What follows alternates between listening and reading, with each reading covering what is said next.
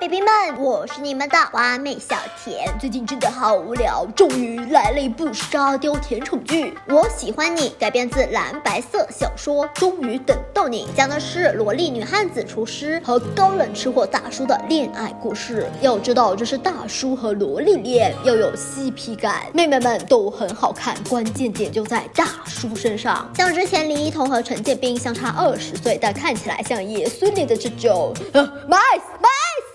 影版是金城武和周冬雨相差21岁，金城武你懂的，常年占据老公排行榜。剧版是由赵露思、林雨生饰演，两人相差18岁。说起来这本小说真系好彩，翻拍的2个版本选角都很不错呢。本来以为这是部小甜剧，没想到居然是部喜剧。我们的女主角是一个年轻貌美的厨师的班工，她做的饭好吃，可惜怀才不遇，被经理和大厨打压。某次她为帮闺蜜报复渣男，拿上了锤子，气势汹汹要去砸渣男的车子。结果他看到那辆车是一辆法拉利的时候，看到上边的监控录像的时候，他的脑海里闪过了走马灯，浮现了他被绳之以法的场景。所以为了降低犯罪成本，他采取了撒面粉弄脏车的方式。万没想到，他发现自己走错了车库，把 B 听成了 D， 弄错车啦。正想跑路的时候，车主出现了，被车主当场抓包。我们的女主角这个时候灵机一动，我以为她要用美色勾引男主，无谓哟，卡吉玛阿嘎西惊了，没想到男主也会韩语，于是他再生一计。其实我可以说一点的中文，结果被男主无情戳穿。我刚刚听到你讲话了，没错，这就是我们的男主角。从小父母离婚，爸爸不爱，妈妈忙着工作，一看就是什么都有，就是缺爱的典型男主设定。这种霸道总裁，特别是中年霸道总裁，你懂的，一不小心就会很油腻。所以这部剧很聪明的一点是，让这个霸道总裁在装逼的时候被打脸，比如在收购酒店的时候，他各种挑剔。那边有一栋大楼，颜色是不是太影响客人的休息和睡眠？那是政府大楼，难怪那么威严。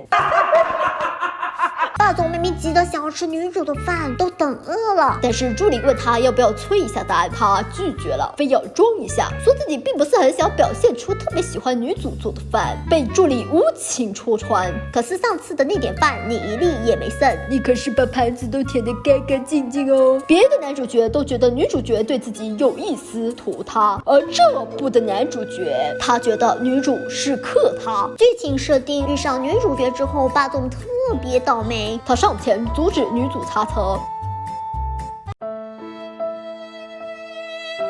他愤怒开车离去。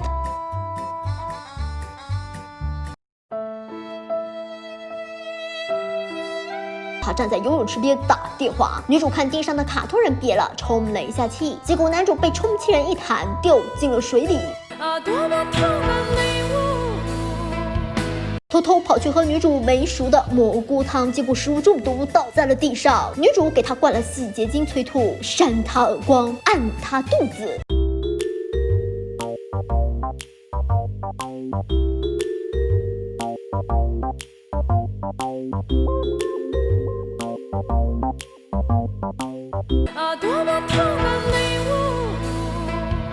他吐泡泡的视频还被传到了公司群里，霸总觉得非常尴尬。助理安慰他，只要你自己不尴尬，别人就发现不了你的尴尬。霸总终于放下尴尬，出门打算吃饭，员工们集体站在门外给他道歉。他尴尬的想要跑回房间，结果门卡没带，好不容易要吃上了自己特别想吃的东西，结果女主见义勇为，打酒鬼的时候把男主给误伤了。每次看见男主躺在床上无语凝噎的表情，真的是太好笑啦！男主提出了赔偿，于是我们的女主角就过上了为霸总做饭抵债，实际上是没羞没臊的谈恋爱的生活。这个小甜剧的2个主演选对了，2个人就很有 CP 感。赵露思妹妹她太有观众缘了，我永远喜欢甜妹，她真的太适合演古灵精怪的女主角，演那种中二搞怪的2次元搞笑桥段，元气又可爱，她哭起来的样子真的是太好笑啦！前后口音能瞬间转变。前期诱惑男主给钱的时候是软软的台湾腔，男主付款之后瞬间翻脸无情。赵露思妹妹为这个女主角真色不少呀。追妻火葬场是广大观众喜爱的桥段，但是像搬到女主隔壁，女主和别的男人约会的时候跟踪，两个人吵架的时候强吻女主，这种桥段一不小心就会变成性骚扰，还会引起女性观众的不适，怎么办呢？首先是用沙雕的剧情化解了这种不适感，比如搬到女主的隔壁是因为两人的关系已经暧昧到要戳破那张纸的地步，女主已经爱上了男主角，质问男主我是你的谁？男主想要说你是我的女票，他喜欢女主，但是他嘴硬说不出来，但还是口嫌体正直的搬到女主隔壁，还送上了礼物老婆饼。女主内心喜滋滋啊，你送我老婆饼，天哪，这是要跟我确定关系了吗？隔壁的大爷我也送了，隔壁大爷有糖尿病你不造啊？我送了无糖，活该你追妻火葬场。比如跟踪女主角的时候非常好笑，他发现女主角在写许愿牌，上面许愿一夜暴瘦，于是男主也要来了一块许愿牌，和女主的绑在了一起，上面写着行。其次，林雨生把尺度也把握得很好，没有演成性骚扰的惊悚感，而且还因为林雨生非常适合演桀骜不驯的现代霸道总裁。守望着天空的茉莉叛逆却又深情，一心爱着倔强的葡萄。但是令我印象最深刻的是郑少秋主演的荣归，林雨生在里面演的是豪门二少爷，是戴着眼镜的斯文败类 style。他的 CP 的人设十分给力，是明艳大小姐，有才有貌有性格，放现在看一点也不过时。两人在击剑馆初见，二少爷傲慢又无力，其实还嫌弃大小姐，大小姐内心不爽，直接约他击剑，当着他妹的面直接击败他，回敬了几句嘲讽的话，潇洒离去。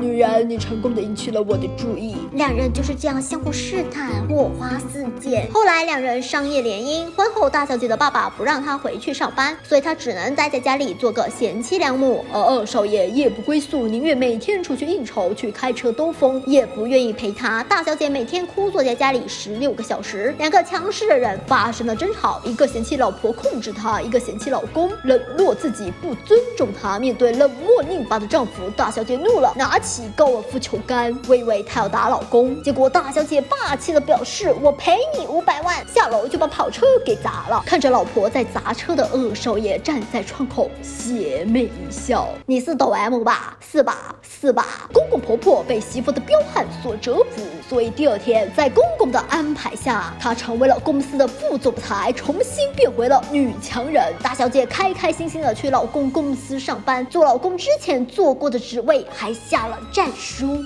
我发现还是事业最重要，以后我会花16个小时在工作上，远比花16个小时在家里等你要更有意义。